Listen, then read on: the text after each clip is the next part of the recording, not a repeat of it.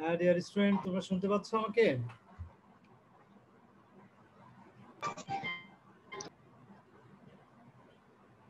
রাসেল, সাকিব, তোমরা শুনতে পাচ্ছ আমাকে? জি স্যার।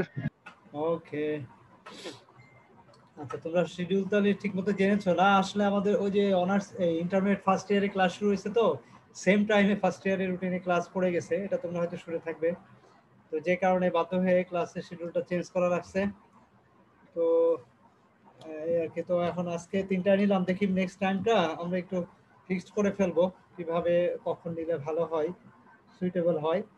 আপাতত টেম্পোরারি হিসেবে আজকে মূলত সুইটেবল টাইমে নিলাম আর কি, আমার জন্য যেটা সুবিধা হয় সেইভাবে আর কি। তো পরে আমি দেখি এর মধ্যে মোটামুটি শিডিউলটা দিয়ে দিলে তো বুঝতে পারবো, তখন এটা ফিক্সড করে ফেলবো আর কি। ওকে, আচ্ছা। তো প্রিয় শিক্ষার্থীবৃন্দ, তো আজকে আমার মনে হয় সবাই জয়েন করতে থাকুক। অনেকে মনে হয় 1-2 মিনিট পরে, আমিও ঢুকতে মনে হয় আমার 1-2 মিনিট লেট হয়ে গেছে। তো এনিহাউ, তো এই জন্য হয়তো বা অনেকেই ট্রাই করে করছে কিনা। আচ্ছা, চলে আসবে ইনশাল্লাহ অনেকে, আশা করি অনেকে ধীরে সুস্থে ঢুকে আমরা ক্লাস শুরু করি। তো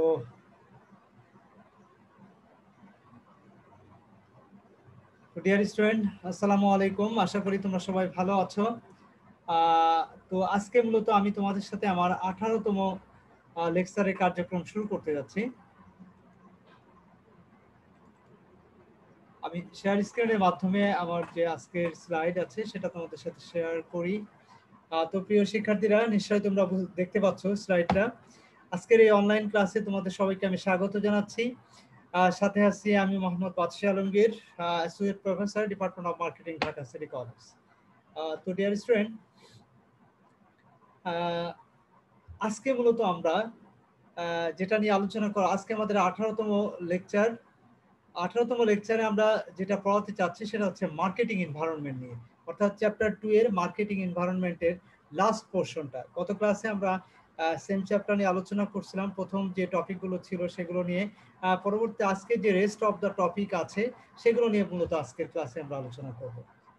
তো ডিয়ার স্টুডেন্ট, আজকে আমরা মূলত যে টপিকগুলো নিয়ে আলোচনা করব সেগুলো হচ্ছে, দেখো, সামষ্টিক পরিবেশের উপাদানসমূহ, পণ্য বা সেবা বিপণনের সামষ্টিক পরিবেশের প্রভাব,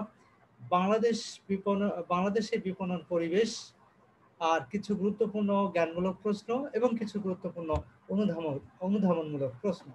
তো এই জিনিসগুলো নিয়ে বেসিক্যালি হচ্ছে আমাদের আজকের ক্লাসের আলোচনা। তো প্রিয় শিক্ষার্থীরা, তো চলো যাওয়া যাক আজকের ক্লাসের যে মূল আলোচনা, সেটা আমরা শুরু করি। তো প্রিয় শিক্ষার্থীবৃন্দ, দেখো, আজকের ক্লাসে আমরা বেসিক্যালি আমরা যে বিষয়গুলো নিয়ে আলোচনা করব সেটা হচ্ছে সামষ্টিক পরিবেশের উপাদানসমূহ। সামষ্টিক পরিবেশের উপাদানসমূহ, অর্থাৎ সামষ্টিক পরিবেশের আসলে কি কি ধরনের উপাদান আছে। তো প্রিয় শিক্ষার্থীরা, দেখো, সামষ্টিক পরিবেশের 6টা উপাদান আমরা লক্ষ্য করি।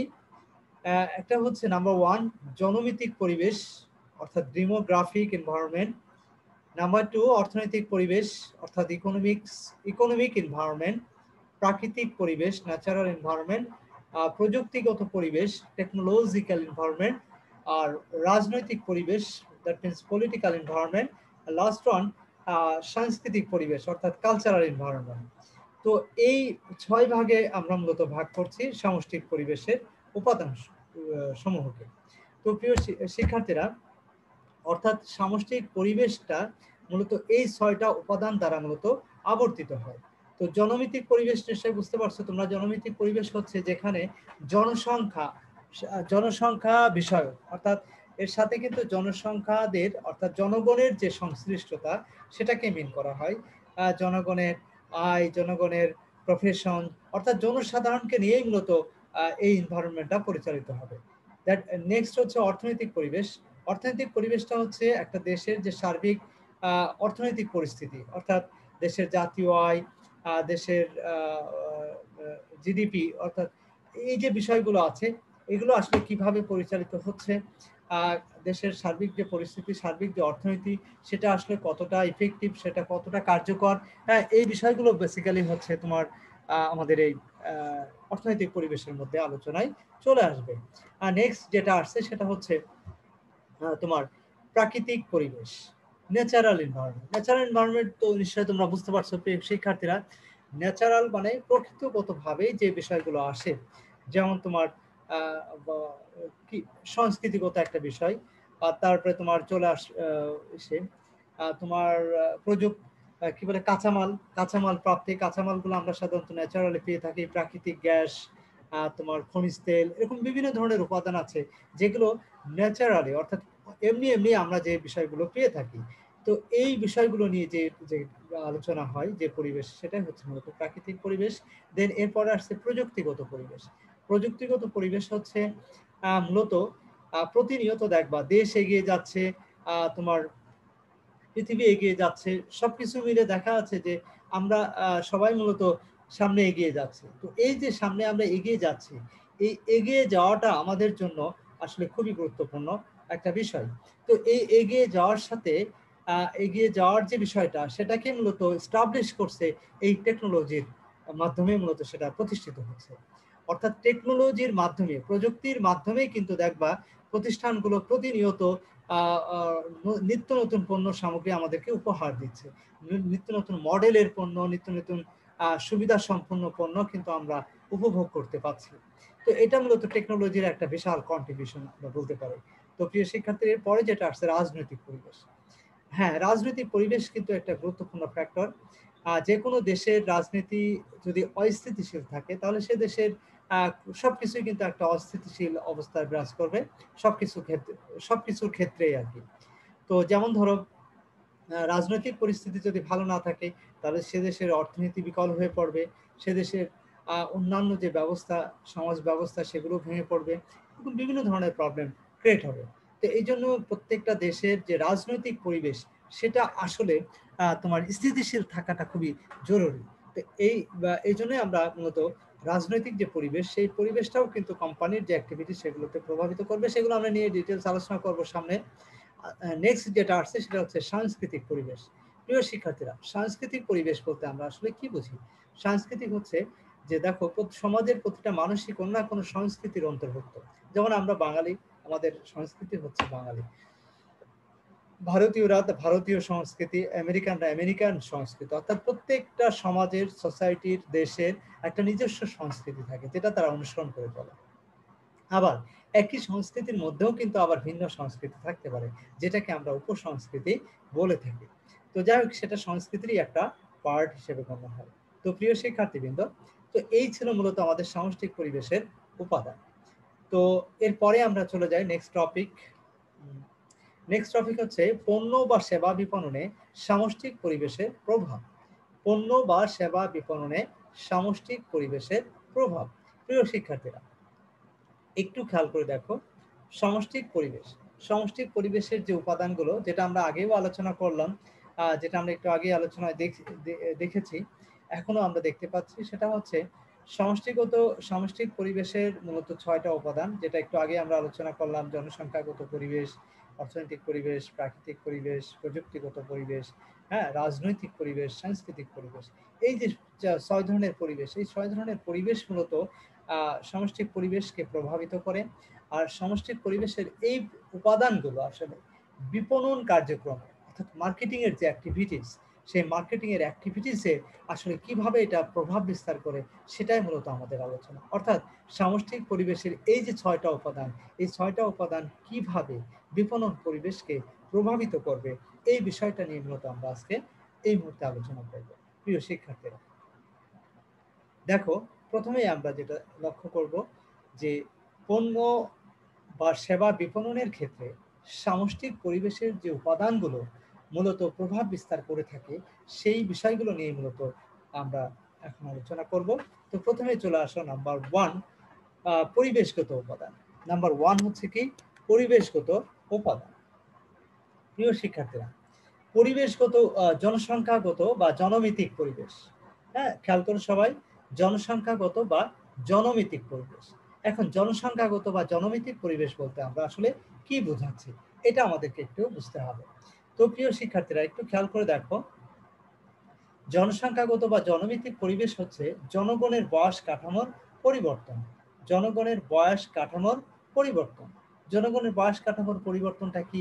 জনগণের বয়স কাঠামোর পরিবর্তনটা হচ্ছে যে জনগণ তোমার তাদের যে বয়স অর্থাৎ জনসাধারণের অর্থাৎ শিশু শ্রেণী, তারপরে শিশুরা, তারপরে তোমার দেখা যাচ্ছে যে একটু যারা কিশোর বা কিশোরীরা, তারপরে যুবক বা যুবতীরা, তারপরে এই যে বয়স্ক মানুষ বা বয়োজ্যেষ্ঠ মানুষেরা। তো এইভাবে তোমার জনগণের যে বয়স কাঠামো, এই বয়স কাঠামোর উপর ডিপেন্ড করে মানুষের কিন্তু রুচি অভ্যাস এগুলো চেঞ্জ হয়ে যায়। অর্থাৎ দেখবা শিশুরা, তুমি ছোটবেলায় যখন শিশু ছিল তখন যে জিনিসগুলো পছন্দ করতে, এখন কিন্তু দেখো সেই জিনিসগুলো পছন্দ করো না। এখন পছন্দের মধ্যে কিন্তু একটা চেঞ্জ এসেছে। আবার যখন তোমাদের বয়স দেখা যাচ্ছে যে আমাদের মতো হয়ে যাবে, তখন দেখা যাচ্ছে তোমাদের রুচি অভ্যাস পছন্দ হয়তো কিছুটা হলেও চেঞ্জ হয়ে যাবে। আবার যখন তুমি বৃদ্ধ হয়ে যাবে তখন তোমার রুচি অভ্যাস এগুলো কিন্তু চেঞ্জ হয়ে যাবে। তার মানে হচ্ছে জনসাধারণের যে বয়স কাঠামো, সেই বয়স কাঠামোর পরিবর্তনের সাথে সাথে মানুষের যে রুচি, খাদ্য অভ্যাস থেকে শুরু করে এভরিথিং, সবকিছুর মধ্যে একটা পরিবর্তন আমরা লক্ষ্য করি। এটাই হচ্ছে মূলত বয়স কাঠামোর পরিবর্তন দ্বারাও বিপণনের যে কার্যক্রম সেটা প্রভাবিত হয়ে থাকে। নাম্বার 2, খ, পারিবারিক জীবনের পরিবর্তন। হ্যাঁ প্রিয় শিক্ষার্থীরা, পারিবারিক জীবনের পরিবর্তন কিন্তু মানুষ তোমার কি বলে পণ্য বা সেবা বিপণনের ক্ষেত্রে প্রভাব বিস্তার করে। কিভাবে করে দেখো, পারিবারিক জীবনের পরিবর্তন। একজন মানুষ আগে অবিবাহিত ছিল, এখন বিবাহিত হলো। হ্যাঁ, একজন মানুষ আগে অশিক্ষিত ছিল, এখন সে শিক্ষিত হলো। তার মানে একটা মানুষ দেখো, আগে হাজব্যান্ড ওয়াইফ দুইজন ছিল, এখন তাদের দুইজন সন্তান আসলো। তাদের দুইজন সন্তান আছে পরিবারে, বাবা মা আছে। এই যে দেখো, তার মানে আগে দেখা যাচ্ছে সংসার ছিল বাবা মা সহ তুমি, এখন দেখা গেল বাবা মা সহ তোমার স্ত্রী, এরপরে কিছুদিন পরে দেখা যাবে যে বাবা মা হাজব্যান্ড ওয়াইফ, অর্থাৎ বাবা মা হাজব্যান্ড ওয়াইফ সাথে হচ্ছে সন্তানেরা। তার মানে দেখো, এই যে পারিবারিক জীবনের যে পরিবর্তন, এই পরিবর্তনটা কিন্তু বিপণন পরিবেশকে প্রভাবিত করে। কেন? কারণ তাদের ফ্যামিলি বড় হওয়ার সাথে সাথে কিন্তু তাদের ভোগ প্রবণতাও কিন্তু বেড়ে যাবে। তাদের পরিবারের প্রয়োজন, ডিমান্ড কিন্তু বাড়তে থাকবে। তো এইভাবে মানুষের পারিবারিক জীবনের যে পরিবর্তন, সেই পরিবর্তনটাও বিপণন পরিবেশকে প্রভাবিত করে থাকে। গ নম্বর দেখো, জনসংখ্যার ভৌগোলিক পরিবর্তন। জনসংখ্যার ভৌগোলিক পরিবর্তনের কারণেও কিন্তু মানুষের এই বিপণন পরিবেশ কিন্তু প্রভাবিত হয়ে থাকে। কিভাবে? দেখো, ভৌগোলিক পরিবর্তন, জনসংখ্যার যে ভৌগোলিক পরিবর্তন, অর্থাৎ মানুষ যখন শীত প্রধান দেশে বসবাস করে, আবার কেউ যদি নাতিশীতোষ্ণ দেশে, আবার কেউ যদি গ্রীষ্মকালীন গ্রীষ্মের দেশে, অর্থাৎ যেখানে সবসময় গরম থাকে, তাহলে তাদের যে ইয়েটা, মানে তাদের যে পণ্যের কনজামশন প্যাটার্নটা, সেটা কিন্তু চেঞ্জ হবে। অর্থাৎ এটা কিন্তু আগের মতো থাকবে না। তার মানে হচ্ছে যে জনগণের যে ভৌগোলিক পরিবর্তন, আজ তুমি বাংলাদেশে আছো, কাল যদি তুমি আমেরিকা চলে যাও, দেখো তোমার ভিতরে কিন্তু ভোগ প্রবণতা কিন্তু চেঞ্জ হয়ে যাবে। তার মানে ভৌগোলিক যে জনসংখ্যার যে ভৌগোলিকগত যে পরিবর্তন, এই পরিবর্তনটার কারণেও কিন্তু মানুষের রুচি, অভ্যাস, পছন্দ এগুলো ভিন্ন হয়ে থাকে। দেন ঘ নম্বর হচ্ছে অপেক্ষাকৃত শিক্ষিত ও সচেতন ভোক্তা। প্রিয় শিক্ষার্থীরা, প্রিয় শিক্ষার্থীবৃন্দ, একটু খেয়াল করে দেখো, অপেক্ষাকৃত শিক্ষিত ও সচেতন ভোক্তা বলতে আমরা কি বুঝি? অপেক্ষাকৃত শিক্ষিত এবং সচেতন ভোক্তা বলতে আমরা যেটা বুঝি, যারা মূলত দেখো কম শিক্ষিত এবং শিক্ষিত ভোক্তা, কম সচেতন এবং সচেতন ভোক্তা, এদের মধ্যে কিন্তু একটা পার্থক্য আমরা লক্ষ্য করি। তো যদি ক্রেতারা শিক্ষিত হয়, যদি ক্রেতারা সচেতন হয়, তাহলে কিন্তু বিক্রেতাকে, অর্থাৎ যারা পণ্য বা সেবা বিক্রয় করছে বা উৎপাদন করছে, তাদের কিন্তু সচেতন হতে হবে বেশি। কেন? কারণ কাস্টমাররা কিন্তু খুবই অ্যাওয়ার, তারা সবসময় সচেতন, তারা শিক্ষিত, তারা মার্জিত। সো যে কোনো ধরনের পণ্য আমি উৎপাদন করলেই বা যে কোনো ধরনের পণ্য আমি বিক্রি করতে চাইলেই সেটা কাস্টমাররা যে কিনে নেবে সেটা কিন্তু নয়। এই বিষয়টা কিন্তু আমাদের খুবই গুরুত্বের সাথে কনসিডার করতে হবে, প্রিয় শিক্ষার্থীরা। দেন এরপরে যেটা আসছে দেখো, নম্বর, পেশাগত পরিবর্তন। হ্যাঁ প্রিয় শিক্ষার্থীরা, পেশার পরিবর্তনের কারণেও কিন্তু ক্রেতাদের রুচি, অভ্যাস এগুলো ভিন্ন হয়ে থাকে। যেমন ধরো, একজন ডক্টর, একজন উকিল, হ্যাঁ, একজন তোমার শিক্ষক বা শিক্ষিকা, বা দেখা গেল এই যে দেখো একজন কৃষক, তার মানে পেশাগত যে পরিবর্তন, অর্থাৎ এক একজন এক এক ধরনের পেশায় মানুষ নিয়োজিত থাকে। তো এই পেশার কারণেও কিন্তু তার ভোগ প্রবণতাটাও কিন্তু পরিবর্তন হয়ে থাকে। অর্থাৎ ক্রেতার যে চেঞ্জটা, অর্থাৎ ক্রেতার যে পরিবর্তনটা, ভোগ প্রবণতাটা, এটা মূলত আসলে এটা মূলত মানুষের যে ভোগ প্রবণতা সেটাকে আসলে পরিবর্তন করে। তার মানে ধরো 10,000 টাকা একজন উকিলকে দেওয়া হলো, 10,000 টাকা একজন ডক্টরকে দেওয়া হলো, 10,000 টাকা একজন শিক্ষককে দেওয়া হলো, একজন ব্যাংকারকে দেওয়া হলো। তো তাদের দেখবা তাদের বললো তোমাদের পছন্দ মতো তোমরা জিনিস কিনে নিয়ে আসো। দেখা গেল যে এই চারজনই কিন্তু তাদের 4 ধরনের, তাদের প্রফেশনের সাথে রিলেটেড অথবা তাদের পছন্দ রুচি অভ্যাসের সাথে যেটা যায় সেটাই কিন্তু তারা কিনে নিয়ে আসছে। তার মানে কি এই প্রফেশনটা কিন্তু তার যে ভোগ প্রবণতা সেটাকে কিন্তু প্রভাব বিস্তার করছে। তো প্রিয় শিক্ষার্থীরা, তো এটাই হচ্ছে মূলত পেশাগত পরিবর্তন। এরপর আসছে ক্রমবর্ধমান বৈচিত্র্যতা। ক্রমবর্ধমান বৈচিত্র্যতা বলতে আমরা কি বোঝাচ্ছি? ক্রমবর্ধমান বৈচিত্র্যতা হচ্ছে যে মানুষের মধ্যে সব সময় কিন্তু, সেটা প্রোডাক্টের ক্ষেত্রে হোক, প্রোডাক্ট উৎপাদনের ক্ষেত্রে হোক, তারপরে তোমার প্রোডাক্ট তোমার কি বলে প্রোডাক্টের উৎপাদনের ক্ষেত্রে বৈচিত্র্যতা আসে, কাস্টমারদের রুচি অভ্যাসের ক্ষেত্রে বৈচিত্র্যতা আসে। তার মানে সবকিছুর মধ্যে ক্রমবর্ধমান একটা চেঞ্জেবল পরিস্থিতি, অর্থাৎ পৃথিবী এগিয়ে যাচ্ছে, আমাদেরকেও এগিয়ে যেতে হবে, এরকম একটা বিষয় যে সবকিছুর সাথে অ্যাডজাস্ট করে চলতে গিয়ে একটা সবকিছুর মধ্যে একটা বৈচিত্র্যতা আমরা লক্ষ্য করছি, ডাইভার্সিফাইড আমরা লক্ষ্য করছি। তো এটাই বেসিক্যালি বৈচিত্র্য, ক্রমবর্ধমান বৈচিত্র্যতা, যা একজন মার্কেটারকে তার মার্কেটিং যে অ্যাক্টিভিটিস, সেই অ্যাক্টিভিটিসকে প্রভাবিত করবে। তো প্রিয় শিক্ষার্থীরা, এগুলোই ছিল মূলত জনসংখ্যাগত বা জনমিতিক পরিবেশের উপাদান। নেক্সট যেটা আসছে অর্থনৈতিক পরিবেশ। প্রিয় শিক্ষার্থীরা, অর্থনৈতিক পরিবেশ বলতে আমরা কি বুঝি? অর্থনৈতিক পরিবেশ হচ্ছে, দেখো, অর্থনৈতিক পরিবেশ আমরা একটু আগেই বলেছিলাম যে মানুষের বা দেশের, রাষ্ট্রের যে অর্থনৈতিক পরিস্থিতি সেটাই মূলত ইন্ডিকেট করে। তো এখানে দেখো অর্থনৈতিক পরিবেশের কিছু উপাদান আছে, যে উপাদানগুলো হচ্ছে মার্কেটিং এর যে অ্যাক্টিভিটিস গুলো আছে, সেই অ্যাক্টিভিটিস গুলোকে মূলত প্রভাবিত করবে। কিভাবে প্রভাবিত করবে সেটাই মূলত আমরা এই আলোচনার মাধ্যমে শিখবো। নাম্বার ক, আয়ের পরিবর্তন।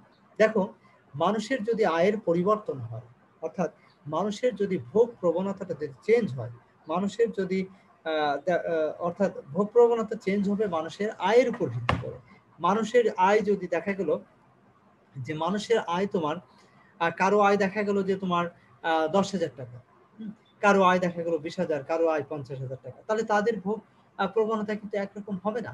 আবার একই ব্যক্তি যার ইনকাম আগে ছিল 10,000, এখন 20,000 টাকা হলো, তারও কিন্তু ভোগ প্রবণতা চেঞ্জ হয়ে যাবে। তার মানে আয়ের পরিবর্তনের সাথে সাথে তার ভোগ প্রবণতাটাও কিন্তু চেঞ্জ হয়ে যাচ্ছে। তো প্রিয় শিক্ষার্থীরা, এরপরে যে বিষয়টা আসছে সেটা হচ্ছে তোমার ভোক্তাদের ব্যয়ের ধরন। ভোক্তাদের ব্যয়ের ধরন, ভোক্তাদের ব্যয়ের ধরনটা কি? দেখো, ভোক্তাদের ব্যয়ের ধরনের পরিবর্তন, ভোক্তাদের ব্যয়ের ধরনের পরিবর্তনের ক্ষেত্রে বলা হচ্ছে ভোক্তাদের রুচি অভ্যাস, তাদের কনজাম্পশন প্যাটার্ন, এটা কিন্তু ভিন্ন রকম হয়ে থাকে। তো মানুষের ভোক্তাদের ব্যয়ের কনসেপ্টটাও কিন্তু সবসময় একই রকম থাকে না। ইনকাম যত বেশি হয়, তার ব্যয় করার প্রবণতা হয়তো তত বেড়ে যাবে। আবার দেখা গেছে কারণ ইনকামের চেয়ে অনেক সময় ব্যয় বেশি করে থাকে। তো মোট কথা হচ্ছে যে ভোক্তাদের ব্যয়ের যে প্যাটার্ন, সেটাও কিন্তু কি বলে বিপণন যে কার্যক্রম, সেই কার্যক্রমকে মূলত প্রভাবিত করে। গ নম্বর হচ্ছে সুদের নিম্ন হার বা ঋণের প্রাপ্যতা। হ্যাঁ, সুদের যদি হারটা নিম্ন হয়, অর্থাৎ ইন্টারেস্ট রেটটা যদি খুবই কম হয় এবং সহজেই যদি ঋণ পাওয়ার সুবিধা থাকে, তাহলে মানুষের কিন্তু কনজাম্পশন প্যাটার্নটা চেঞ্জ হবে। মানুষ কিন্তু সহজেই কিন্তু রিসেন্টলি কিন্তু ক্রেডিট কার্ডের মাধ্যমে ইনস্টলমেন্টের ভিত্তিতে পণ্য ক্রয় করা যায় বলে অনেকেই কিন্তু সামর্থ্য না থাকা সত্ত্বেও, একবারে টাকা দিয়ে অনেক বড় পণ্য কিনবে সেরকম সামর্থ্য না থাকা সত্ত্বেও কিন্তু সে কি করে, সে দেখা যাচ্ছে যে বড় ধরনের একটা ফ্রিজ, একটা টেলিভিশন, দামি একটা মোটরসাইকেল, এরকম জিনিসগুলো সে কিনে ফেলছে। কিন্তু তার শখ ছিল, বাট দেখা গেলো সাধ্য ছিল না। কিন্তু দেখা গেলো এই যে ক্রেডিট কার্ডের মাধ্যমে ইনস্টলমেন্টে, উইদাউট ইন্টারেস্টে, এই ধরনের সুবিধা থাকার কারণে দেখা গেলো তার ভোগ প্রবণতাটা বেড়ে যাচ্ছে। তো এটাই হচ্ছে বেসিক্যালি যে সুদের নিম্ন হার বা ঋণের প্রাপ্যতা। যদি ঋণের ক্ষেত্রেও, যেমন এই যে মানুষ দেখবে আবাসিক ক্ষেত্রে ফ্ল্যাট কেনার ব্যাপারে একবারে টাকা কিন্তু তার জোগাড় করা সম্ভব না, কিন্তু সে যদি এরকম স্বল্প সুদে ঋণের টাকা যদি পাওয়ার সুযোগ থাকে ইনস্টলমেন্টে সে পরবর্তীতে পরিশোধ করবে, তাহলে কিন্তু সে কিন্তু একটা ফ্ল্যাট কেনার ব্যাপারে সে সিদ্ধান্ত নিতে সক্ষম হচ্ছে। তো এইভাবে সুদের নিম্ন হার বা সহজ ঋণের সহজ প্রাপ্যতাও কিন্তু মানুষের ভোগ প্রবণতাকে পরিবর্তন করে দেয়, যেটা কিন্তু বিপণন যে পরিবেশ সেটাকে প্রভাবিত করে থাকে। প্রিয় শিক্ষার্থীরা, নেক্সট যেটা আসছে সেটা হচ্ছে দেখো প্রাকৃতিক পরিবেশ। প্রাকৃতিক পরিবেশ বলতে আমরা কি বুঝি? প্রিয় শিক্ষার্থীরা দেখো, প্রাকৃতিক পরিবেশ বলতে আমরা যেটা বুঝি সেটা হচ্ছে যে নেচারের যে পরিবেশটা, যে উপাদানগুলো মূলত যে পরিবেশ প্রভাবিত হয় সেটাই হচ্ছে বেসিক্যালি প্রাকৃতিক পরিবেশ। তো প্রাকৃতিক পরিবেশেরও কিছু উপাদান আছে, যেটা তোমরা নিশ্চয়ই স্ক্রিনে দেখতে পাচ্ছ, যে প্রাকৃতিক পরিবেশের যে উপাদানগুলো আছে সেই উপাদানগুলোর কিন্তু ধাপে ধাপে কিন্তু সেটার ইমপ্লিমেন্টেশনের মাধ্যমে এটা পরিচালনা করতে হয়। আর এটা কিন্তু বিপণনের যে বিপণনের যে কার্যক্রম সেই কার্যক্রমকে প্রভাবিত করে থাকে। কিভাবে করে সেটা আমরা আমাদের এই আলোচনার মাধ্যমে আমরা স্পষ্ট হব। দেখো নাম্বার 1 দেখা যাচ্ছে ক নাম্বার কাঁচামালের ঘাটতি। খেয়াল করো, কাঁচামালের ঘাটতি। কাঁচামালের ঘাটতিটা কি? কাঁচামালের ঘাটতিটা হচ্ছে দেখো, কাঁচামালের ঘাটতি কাঁচামালের ঘাটতির ক্ষেত্রে বলা হচ্ছে যে তোমার কাঁচামালের যদি স্বল্পতা লক্ষ্য করি আমরা, কাঁচামালের যদি পর্যাপ্ত পরিমাণ কাঁচামাল না পাওয়া যায় তাহলে তো উৎপাদন ব্যাহত হবে। আর উৎপাদন যদি ব্যাহত হয় তাহলে তো টোটাল প্রোডাকশন সিস্টেমটাই কিন্তু কলাপস করবে। আর এর ফলে দেখা যাচ্ছে দ্রব্যমূল্যের দাম বেড়ে যাবে। দ্রব্যমূল্যের দাম বেড়ে গেলে কিন্তু কাস্টমারদের জন্য সেটা ক্রয় সীমার বাইরে চলে যাবে। এরকম বিভিন্ন ধরনের প্রবলেম কিন্তু ক্রিয়েট হবে, যেটা কিন্তু বিপণন পরিবেশকে প্রভাবিত করবে। জ্বালানির মূল্য বৃদ্ধি। দেখো, প্রত্যেকটা কারখানা বা ফ্যাক্টরিতে কিন্তু জ্বালানির ব্যবহার করা হয়। সেটা কারেন্টের মাধ্যমে হতে পারে, অন্য কোনো জ্বালানি হতে পারে, প্রাকৃতিক গ্যাস হতে পারে। হ্যাঁ, তো যেটাই হোক না কেন, যদি এটার মূল্য বেড়ে যায় তাহলে কিন্তু প্রোডাকশনের ক্ষেত্রে কিন্তু দ্রব্যের মূল্য বেড়ে যাবে। আর দ্রব্যের মূল্য বেড়ে গেলে কিন্তু মানুষের ভোগ প্রবণতাটা কমে যাবে। তো এইভাবে কিন্তু একটার সাথে একটা বিষয় রিলেটেড। দূষণের মাত্রা বৃদ্ধি।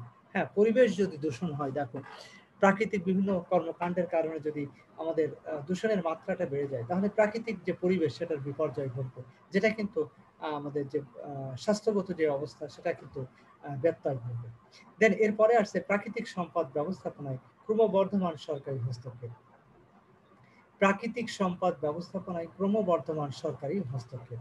তো প্রিয় শিক্ষার্থীরা, প্রাকৃতিক সম্পদ ব্যবস্থাপনার ক্ষেত্রে ক্রমবর্ধমান একটা সরকারি যে হস্তক্ষেপ সেটা যদি কন্টিনিউয়াসলি চলতে থাকে সেটাও কিন্তু বিপণন পরিবেশকে প্রভাবিত করবে।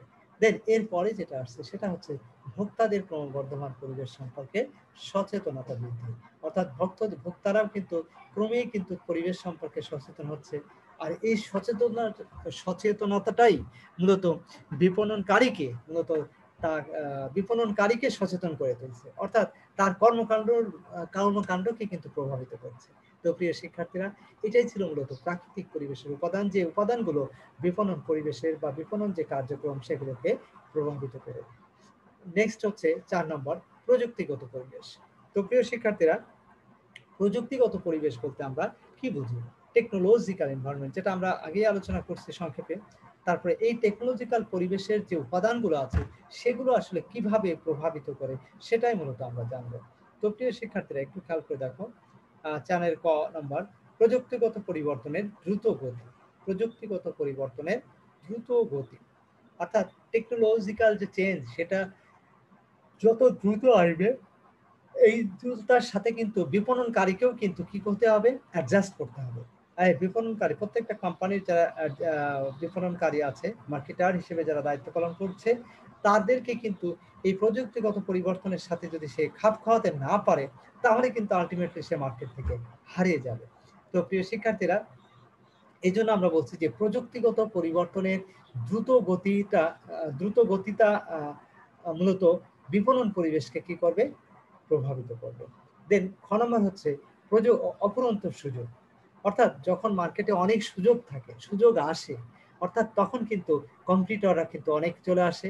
আর কম্পিটিটররা যখন আসতে থাকে তখন আলটিমেটলি কিন্তু দেখবা এই কম্পিটিটররা আসার কারণে অটোমেটিক্যালি কিন্তু তোমার যারা প্রত্যেকটা প্রতিষ্ঠানের যারা মার্কেটিং ডিপার্টমেন্টে যারা কাজ করে তারা কিন্তু সচেতন হয়ে যায়। অর্থাৎ মার্কেটিং ডিপার্টমেন্টে তাদের যে কার্যক্রম সেই কার্যক্রমটা কিন্তু অনেক তৎপর হয়ে যায় তারা, এবং তাদের কার্যক্রমটাকে তারা কি করে চেঞ্জ করে, অর্থাৎ পরিবেশ পরিস্থিতির সাথে তারা অ্যাডজাস্ট করে চলার চেষ্টা করে থাকে। অর্থাৎ সুযোগ সুবিধা যত বৃদ্ধি পাবে, মার্কেটারকেও তত চ্যালেঞ্জের মুখোমুখি হতে হবে। গ নম্বর দেখো, উচ্চ গবেষণা উন্নয়ন বাজেট। হ্যাঁ প্রিয় শিক্ষার্থীরা, যদি প্রত্যেকটা কোম্পানিতে খেয়াল করো, প্রতিটা দেশে যদি রিসার্চ অ্যান্ড ডেভেলপমেন্টের কাজ যদি অনেক বেশি হয়, অনেক ভালো হয়, এক্ষেত্রে যদি অনেক বাজেট থাকে, তাহলে সেক্ষেত্রে আমরা কি করতে পারবো, তাহলে সেক্ষেত্রে অবশ্যই আমরা কি করব, দেখবা যে নতুন নতুন পণ্য, বৈচিত্র্যময় পণ্য আমাদের সামনে আসছে। কিন্তু এই পণ্যগুলো কিন্তু বিপণনকারীকে কিন্তু কি করতে হবে, সঠিকভাবে যদি বাজারজাতকরণ করতে না পারে, তাহলে কিন্তু তারা ফেইলিওর হবে, কম্পিটিটররা কিন্তু তাদের জায়গা দখল করে ফেলবে। এই জন্য গবেষণা, উচ্চ গবেষণা বা উন্নয়ন বাজেট যখনই এক্ষেত্রে হবে, তখনই কিন্তু মার্কেটারদেরকেও কিন্তু সচেতন হতে হবে এবং এটার সাথে সঙ্গতি রেখে বা অ্যাডজাস্ট করে তাদেরকে চলতে হবে। দেন ঘ নম্বর, ছোটখাটো মান উন্নয়নের প্রতি মনোযোগ। হ্যাঁ প্রিয় শিক্ষার্থীরা, ছোটখাটো মান উন্নয়নের প্রতি মনোযোগ। ছোটখাটো মান উন্নয়ন বলতে আমরা কি বোঝাচ্ছি দেখো, ছোটখাটো মান উন্নয়ন বলতে আমরা যেটা বোঝাচ্ছি সেটা হচ্ছে যে আমরা অনেক সময় দেখা গেল যে বিভিন্ন প্রোডাক্টের মানের ক্ষেত্রে মানে খুব বেশি চেঞ্জ করলাম না, মোটামুটি ভাবে চেঞ্জ করলাম। এই মোটামুটি চেঞ্জটাও কিন্তু মার্কেটে ক্রেতাদেরকে কিন্তু ভিন্ন রকম একটা ইনফ্লুয়েন্স করে থাকে, ভিন্নভাবে কিন্তু এটাকে প্রভাবিত করে থাকে। সে কারণে প্রত্যেক বিপণনকারীকে মূলত এ সম্পর্কেও সচেতন থাকতে হয়। দেন নাম্বার যেটা বলা হচ্ছে সেটা হচ্ছে ক্রমবর্ধমান নিয়ন্ত্রণ। অর্থাৎ সরকার যদি ক্রমবর্ধমান হারে নিয়ন্ত্রণ করে, অর্থাৎ ইচ্ছা মতো পণ্য উৎপাদন করা যাবে না, ইচ্ছা মতো পণ্য বিপণন করা যাবে না, মানে এরকম যদি কন্টিনিউয়াসলি যদি একটা বাইন্ডিংস এর মধ্যে চলতে হয়, তাহলে সেক্ষেত্রে কিন্তু তোমার তাদের যে কার্যক্রম, তারা একটা সিস্টেমের মধ্যে চলে আসবে এবং এই সিস্টেমটাও কিন্তু বিপণনকারীকে কিন্তু, তার মানে বিপণনকারীদের যে অসৎ উদ্দেশ্য বা বিপণনকারীদের যে কর্মতৎপরতা, সেটার মধ্যে কিন্তু এক ধরনের পরিবর্তন আমরা লক্ষ্য করবো। তো প্রিয় শিক্ষার্থীরা, এই ছিল মূলত প্রযুক্তিগত পরিবেশ, যে পরিবেশের উপাদানগুলো বিপণন যে কার্যক্রম, সেই কার্যক্রমকে মূলত কি করবে, প্রভাবিত করে থাকে। প্রিয় শিক্ষার্থীরা, এরপর নেক্সট এসে চলে যাচ্ছে স্লাইডে আমরা 5 নম্বর হচ্ছে দেখো রাজনৈতিক পরিবেশ। রাজনৈতিক পরিবেশ বলতে আমরা কি বুঝি, সেটাও আমরা সংজ্ঞার মধ্যে বা পরিচিত যখন হচ্ছিলাম উপাদানগুলো নিয়ে, তখন আমরা আলোচনা করেছিলাম রাজনৈতিক পরিবেশ, দেশের যে রাজনৈতিক পরিস্থিতি, সিচুয়েশন, সেটাই রাজনৈতিক পরিবেশ। তো এই রাজনৈতিক পরিবেশের গুরুত্বপূর্ণ উপাদান আছে, যে উপাদানগুলো মূলত আমাদের বিপণন যে কার্যক্রম, বিপণন যে পরিবেশ, সেটাকে প্রভাবিত করে থাকে। প্রিয় শিক্ষার্থীরা, কিভাবে সেই কাজটা করে থাকে, কিভাবে প্রভাবিত করে থাকে, সেটাই মূলত আমরা আমাদের এই আলোচনার মাধ্যমে জানার চেষ্টা করব। দেখো প্রিয় শিক্ষার্থীরা, 5 নম্বর যেটা বলছিলাম, রাজনৈতিক পরিবেশের প্রথম যে উপাদানটা, সেটা হচ্ছে ব্যবসা নিয়ন্ত্রণকারী আইনসমূহ। ব্যবসা নিয়ন্ত্রণকারী আইনসমূহ, ব্যবসা নিয়ন্ত্রণকারী আইন বলতে আমরা কি বুঝি, অর্থাৎ যে সমস্ত আইনগুলো দ্বারা প্রত্যেকটা ব্যবসা বাণিজ্যগুলো পরিচালিত হয়ে থাকে। হ্যাঁ, ব্যবসা নিয়ন্ত্রণকারী আইন অর্থাৎ বিজনেসকে প্রভাবিত করবে, বিজনেসকে কন্ট্রোল করবে। এই আইনগুলো যদি সমাজে থাকে, বলবৎ থাকে, এবং সবাই যদি মানার যে প্রবণতা, টেন্ডেন্সি, সেটা যদি তাদের মধ্যে প্রতিষ্ঠিত করা যায়, তাহলেও কিন্তু দেশের রাজনৈতিক পরিস্থিতিটা কি হবে, এস্টাবলিশ থাকবে, অর্থাৎ অস্থিতিশীল অবস্থা তৈরি হবে না। খ নম্বর বলা হচ্ছে সরকারি সংস্থাগুলোর পরিবর্তিত ভূমিকা। হ্যাঁ প্রিয় শিক্ষার্থীরা, সরকারের বিভিন্ন সংস্থাগুলো আছে, যেমন ধরো বিএসটিআই, এরকম বিভিন্ন ধরনের তোমার যে সংস্থাগুলো আছে, দুদক, হ্যাঁ, এরকম বিভিন্ন ধরনের সংস্থাগুলো আছে।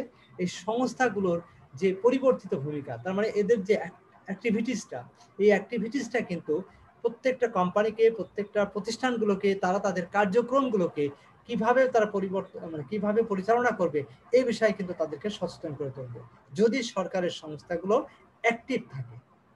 দেন এরপরে যেটা আসছে গ নাম্বার, জনস্বার্থ রক্ষাকারী প্রতিষ্ঠানের সংখ্যা বৃদ্ধি। হ্যাঁ প্রিয় শিক্ষার্থীরা, জনস্বার্থ রক্ষাকারী যে বিষয়গুলো আছে, জনস্বার্থ রক্ষাকারী প্রতিষ্ঠানের সংখ্যা, অর্থাৎ জনস্বার্থ রক্ষাকারী, সরকারের জনস্বার্থ রক্ষা করবে, এরকম যেমন তুমি দেখবা একটা সংস্থা আছে ক্যাব নামে, তোমরা শুনে থাকবে হয়তো বা, CAB অর্থাৎ কনজিউমার অ্যাসোসিয়েশন অফ বাংলাদেশ। এই সংস্থাটার কাজ হচ্ছে কনজিউমারদের যে রাইট, কনজিউমারদের যে অধিকার, ভোক্তাদের যে অধিকার, সেই অধিকারটাকে মূলত এস্টাবলিশ করা। তো এরকম বিভিন্ন ধরনের জনসাধারণের স্বার্থ রক্ষাকারী বিভিন্ন সংস্থা আছে, সেই সংস্থাগুলো যত বেশি অ্যাক্টিভ থাকবে, যত বেশি তারা মানে সফলভাবে তারা মূলত ইয়ে করবে, তত বেশি কিন্তু তাদেরকে কি করতে হবে, বিপণনকারী যারা তাদেরকে কিন্তু সচেতন হতে হবে। কারণ সরকারের বা জনস্বার্থ রক্ষাকারী যে সংস্থাগুলো আছে, যে এনজিও গুলো আছে, তারা যদি সচেতন হয় তাহলে অটোমেটিক্যালি কিন্তু বিপণনকারী যারা প্রত্যেকটা কোম্পানির যারা বিপণনের কার্যক্রমের সাথে জড়িত, তাদেরকে কিন্তু অটোমেটিক্যালি সচেতন হতে হবে। বা তা না হলে কিন্তু তারা ব্যবসায়িকভাবে সফল হতে পারবে না, বা ব্যবসায়িকভাবে তারা বাজারে টিকে থাকতে পারবে না। তো প্রিয় শিক্ষার্থীরা, এই ছিল মূলত রাজনৈতিক পরিবেশ। রাজনৈতিক পরিবেশের উপাদানগুলো কিভাবে বিপণন পরিবেশকে প্রভাবিত করে, সেটাই মূলত আমরা জানলাম। এরপরে যেটা শিখবো আমরা, সেটা হচ্ছে সাংস্কৃতিক পরিবেশ। প্রিয় শিক্ষার্থীরা, সাংস্কৃতিক পরিবেশ বলতে আমরা কি বুঝি? দেখো, সাংস্কৃতিক পরিবেশ তো আমরা একটু আগেই বলেছিলাম ডেফিনেশনের মধ্যে। সাংস্কৃতিক পরিবেশ হচ্ছে, সাংস্কৃতিক পরিবেশ সম্পর্কে একটু খেয়াল করো যে তোমার বিভিন্ন দেশে, বিভিন্ন অঞ্চলে, মূলত বিভিন্ন এরিয়াতে মূলত যে তাদের যে চিন্তা চেতনা, তাদের যে মূল্যবোধ, তাদের যে ভাবনা, ধ্যান ধারণা, এটাই মূলত হচ্ছে সংস্কৃতি। তো দেখো, আমরা বাঙালিদের একটা নিজস্ব সংস্কৃতি আছে। একজন ভারতীয়, তাদের কিন্তু একটা নিজস্ব সংস্কৃতি আছে। একজন আমেরিকান, তার কিন্তু একটা নিজস্ব সংস্কৃতি আছে। যারা কিন্তু তাদের নিজস্ব সংস্কৃতিটাকেই তারা কি করে ধারণ করে, লালন করে বা পালন করে। তো সেই সংস্কৃতিতে যেটা অ্যালাউ করে, সেটাই কিন্তু তারা অনুসরণ করে, সেটাই তারা ক্রয় করে থাকে। তো প্রিয় শিক্ষার্থীরা, তো এই সাংস্কৃতিক পরিবেশের বেশ কিছু উপাদান আছে, যে উপাদানগুলো মূলত আমাদের কোনো কোম্পানির যে বিপণন কার্যক্রম, পণ্য বা সেবা বিপণনের ক্ষেত্রে সেই বিপণনকারীদেরকে প্রভাবিত করবে। সেই উপাদানগুলো হচ্ছে, দেখো, সাংস্কৃতিক পরিবেশের 3টা উপাদানের কথা আমরা বলছি এখানে। সাংস্কৃতিক মূল্যবোধের স্থিরতা, উপসংস্কৃতি, আরেকটা আছে মাধ্যমিক সাংস্কৃতিক মূল্যবোধের পরিবর্তন। হ্যাঁ প্রিয় শিক্ষার্থীরা, দেখো, সাংস্কৃতিক মূল্যবোধের স্থিরতা বলতে আমরা কি বুঝি? সাংস্কৃতিক মূল্যবোধের স্থিরতা, সাংস্কৃতিক মূল্যবোধের স্থিরতা হচ্ছে যে, দেখো, প্রত্যেকটা সমাজে প্রচলিত যে সংস্কৃতি আছে, যেটা আমরা বিশ্বাস করি, যেটা আমরা মনে প্রাণে অনুধাবন করি, এই বিষয়টাকে কিন্তু আমরা চেঞ্জ করতে চাই না। বেসিক যে মূল্যবোধ, হ্যাঁ, এই মূল্যবোধটাকে কিন্তু আমরা পরিবর্তন করতে চাই না। মানে মৌলিক যে বিশ্বাস, সেটাকে কিন্তু আমরা চেঞ্জ করতে চাই না। তো এই যে বিষয়টা, এই বিষয়টা মূলত সাংস্কৃতিক মূল্যবোধের যে স্থিরতা, এই স্থিরতা কোন সমাজে কতটা, সেটার উপর ডিপেন্ড করবে আসলে ওই কোনো একটা নির্দিষ্ট কোম্পানির যে বিপণনকারী প্রতিষ্ঠান আছে, তারা তাদের বিপণন কার্যক্রমগুলো কিভাবে পরিচালনা করবে। তাদের এই মূল্যবোধের যে স্থিরতা, সাংস্কৃতিক মূল্যবোধের এই কার্যক্রমটা কিন্তু বিপণনকারীকে তার বিপণন কার্যক্রমকে কি করবে, প্রভাবিত করবে। তো প্রিয় শিক্ষার্থীরা, এরপরে যেটা আসছে উপসংস্কৃতি। হ্যাঁ, উপসংস্কৃতি নিশ্চয়ই তোমরা বুঝতে পারছো। উপসংস্কৃতি হচ্ছে সংস্কৃতির অন্তর্ভুক্ত একটা ভিন্ন সংস্কৃতি, এটাকে আমরা মূলত বলে উপসংস্কৃতি। হ্যাঁ, তো সেই উপসংস্কৃতিটা কি, একটু উদাহরণ দিয়ে যদি আমরা বুঝতে চাই, তাহলে সেক্ষেত্রে আমরা বলতে পারবো এরকম যে, তোমার দেখো, কি বলে এটা, আমাদের বাংলাদেশের প্রেক্ষাপটে যদি আমরা বলি, পার্বত্য অঞ্চল জেলাগুলোতে দেখবা চাকমা, মুরং, হ্যাঁ, বিভিন্ন ধরনের আদিবাসীরা কিন্তু বসবাস করে, এবং তাদের প্রত্যেকটা সমাজকে মূলত আমরা বলছি এক একটা উপসংস্কৃতি। কেন? কারণ তারা কিন্তু দেখবা, আমরা বাঙালি যারা সাধারণ বা মানে বাঙালি যারা আমরা, তাদের যে রীতিনীতি, তাদের যে আচার আচরণ, তাদের যে চালচলন, তারা উৎসবে যে বিষয়গুলো আমরা মেনটেন করি, দেখবা একজন আদিবাসী যারা চাকমা বা উপজাতি, অন্যান্য বিভিন্ন প্রজাতির আছে, তারা কিন্তু সেম জিনিসটা কিন্তু মেনটেন করে না। কেন করে না? কারণ তারা কিন্তু আমাদের একই সংস্কৃতি, বাঙালি সংস্কৃতির মধ্যে বসবাস করলেও তারা কিন্তু ভিন্ন সংস্কৃতি বিশ্বাস করে, ভিন্ন সংস্কৃতি তারা অনুসরণ করে বা মেনে চলে। এই জন্য এটাকে আমরা বলছি, তাদের সেই সংস্কৃতিকে বলছি আমরা উপসংস্কৃতি। প্রিয় শিক্ষার্থীরা, লাস্ট ওয়ান যেটা আসছে, সেটা হচ্ছে মাধ্যমিক সাংস্কৃতিক মূল্যবোধের পরিবর্তন। অনেক সময় দেখবা মৌলিক মূল্যবোধ ঠিক থাকে, কিন্তু দেখা গেল মৌলিক মূল্যবোধের আন্ডারে যে বিষয়গুলো থাকে, সেকেন্ডারি বিশ্বাস বা বলতে পারি আমরা সেকেন্ডারি যে ভ্যালুজ, সেগুলোর কিন্তু পরিবর্তন হতে পারে। তো সেইগুলোর পরিবর্তনের দ্বারাও কিন্তু সংস্কৃতির পরিবর্তন ঘটে এবং সেই পরিবর্তনটা কিন্তু বিপণনকারীকেও তার পণ্য পছন্দ অপছন্দের ক্ষেত্রে কিন্তু সচেতন হতে হয়। কারণ এই মানে সেকেন্ডারি যে মূল্যবোধ, মাধ্যমিক সারির যে মূল্যবোধ, সেই মূল্যবোধটা পরিবর্তনটাও কিন্তু বিপণনকারীকে ভাবিয়ে তোলে এবং তাদের চিন্তা চেতনার মধ্যে কিন্তু এই সাংস্কৃতিক মাধ্যমিক সাংস্কৃতিক যে মূল্যবোধের বিষয়টা, সেই বিষয়টা কিন্তু তাদের কার্যক্রমকে প্রভাবিত করে থাকে। অর্থাৎ বিপণনকারীর যে কার্যক্রম, সেই কার্যক্রমকে প্রভাবিত করে থাকে। তো প্রিয় শিক্ষার্থীরা, নেক্সট যেটা আসছে, সময় আসলে চলে আসছে, সংক্ষেপে আমরা আলোচনা করব। আর 4 মিনিট 4.5 মিনিট সময় আছে। প্রিয় শিক্ষার্থীরা, একটু দেখো, দক্ষ ব্যবস্থাপনা, বাংলাদেশে বিপণন পরিবেশ, অর্থাৎ বাংলাদেশে বর্তমানে বিপণন পরিবেশের অবস্থাটা কি, এটা আমরা একটু সংক্ষেপে 2-3 মিনিটের মধ্যে আলোচনা শেষ করবো ইনশাআল্লাহ। দেখো, বর্তমানে বাংলাদেশে বিপণন পরিবেশের যে অবস্থা আমরা লক্ষ্য করি, সেটা হচ্ছে নাম্বার 1, অদক্ষ ব্যবস্থাপনা। বাংলাদেশে আসলে বিপণন পরিবেশে যেটা আমরা লক্ষ্য করি, সেখানে আসলে সঠিকভাবে এটার ব্যবস্থাপনার যথেষ্ট অভাব রয়েছে। অর্থাৎ এই অদক্ষ ব্যবস্থাপনার কারণেই কিন্তু মার্কেটিং এর যে অ্যাক্টিভিটিস গুলো, সেটা আসলে কোম্পানিগুলো প্রপারলি মেনটেন করতে পারে না। নাম্বার 2, কাঁচামালের অভাব। হ্যাঁ প্রিয় শিক্ষার্থীরা, বাংলাদেশের আমরা যেটা লক্ষ্য করি, সেটা হচ্ছে অনেক পণ্য উৎপাদন করা পসিবল, কিন্তু কাঁচামালের স্বল্পতার কারণে কিন্তু সেটা সম্ভব হয়ে ওঠে না। নাম্বার 3, জনগণের স্বল্প আয়।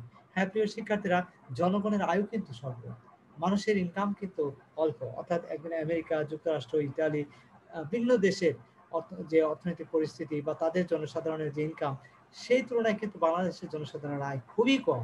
অর্থাৎ দেখবা, বিদেশিরা কিন্তু বাংলাদেশে গার্মেন্টস সহ বিভিন্ন ধরনের শিল্প প্রতিষ্ঠান গড়ে তুলতে চায়।